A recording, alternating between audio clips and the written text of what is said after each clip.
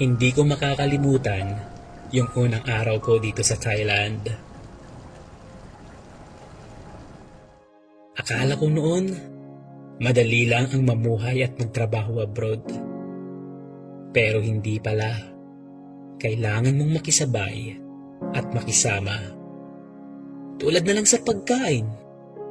Sanay sila sa maanghang, lengguwahe, at higit sa lahat, sa kultura nila.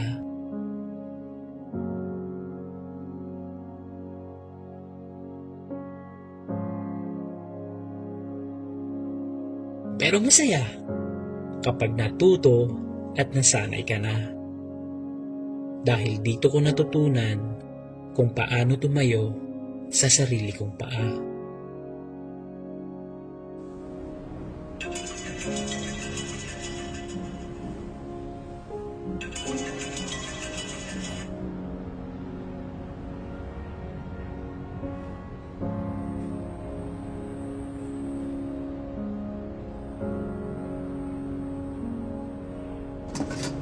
Naranasan ko na rin kung paano magipit at kapusin sa pera.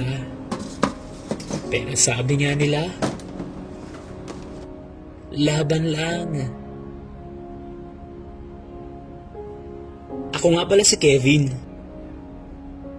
isang English teacher dito sa Thailand.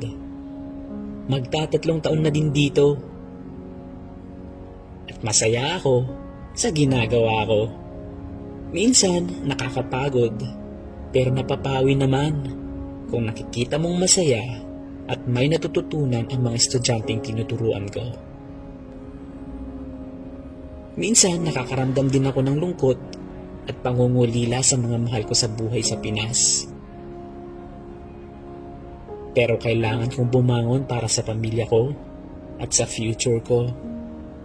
Kumustahin lang nila ako at marinig ko lang yung boses ng tatay at kapatid ko, okay na ako.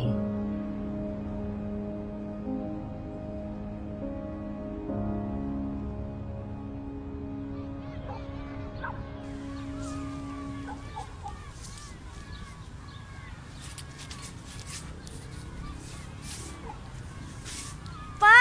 Andyan si Cargo Plus! Tara, dali! Ha? Ano?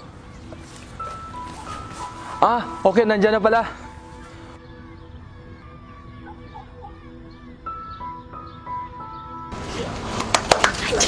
Andyan na! Hello? Anak, kumusta?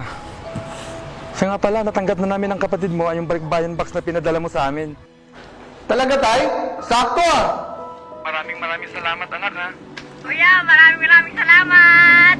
Pasensya ka na, Tay, ha? Alam mo namang daw makakauwi ngayong Pasko dahil sa COVID. Naintindihan kita, ha? Basta, pakaingatan mo lang yung kalusugan mo at sarili mo. At panatag na kami doon ng kapatid mo. Anak, mag-ingat ka dyan palagi, ha? Mahal na mahal ka namin ng kapatid mo. I love you, anak. Mahal na mahal ko din po kayo. Konting tiis na lang. Pasasan pa't matatapos at babalik din ang lahat.